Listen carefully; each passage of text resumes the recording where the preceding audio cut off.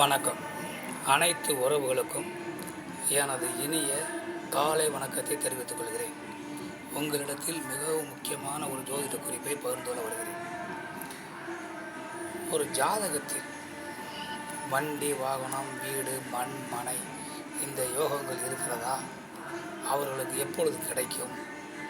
அவர்களுடைய குறைவான உழைப்பிலே நிறைவான வருமானங்கள் பெற்று எப்பொழுது இவற்றையெல்லாம் அவர்கள் வாங்குவார்கள் என்பதை சாதக அமைப்பை வைத்து நாம் சொல்லிவிடலாம். அப்படிப்பட்ட சாதக அமைப்புகள் என்பது ஏராளம் இருக்கின்றன. அதில் ஒரு அமைப்பை மட்டும் நாம் இப்போது பார்ப்போம். லக்கணத்திற்கு 4ஆம் வீடு என்பது வண்டி, வாகனம், சொகுசு கார்கள், சொகுசு பங்களா, சொகுசு வாகனம், தாயை குறிக்கக்கூடியது, அதிர்ஷ்டத்தை குறிக்கக்கூடியது, உயர்கல்வியை குறிக்கக்கூடியது. இப்படிப்பட்ட இந்த வீட்டில்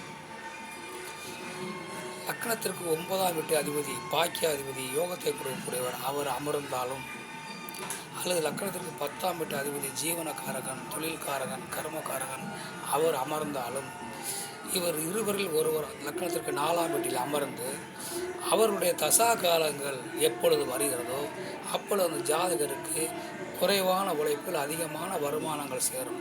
அந்த வருமானத்தின் மூலம் அவர் வீடு, வண்டி, வாகனம், சுகபோகமான வாழ்க்கை, அவர் தாயோடு ஒற்றுமையாக வாழுதல், இப்படி நிறைய சுகபோகமான வாழ்க்கையாக வாழ்வார்.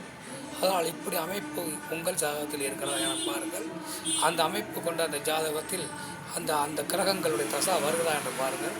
அப்படிப்பட்ட நேரத்தில் உங்களுக்கு வாழ்க்கை சிறப்பாக இருக்கும். நீங்கள் குறைவாக உழைத்தாலும் அதிக வருமானம் கிடைக்கும். உங்களுக்கு சொத்து சுகங்கள் அமையும். மற்றவற்றை நாம் அடுத்தபடியாக காண்போம். நன்றி, வணக்கம்.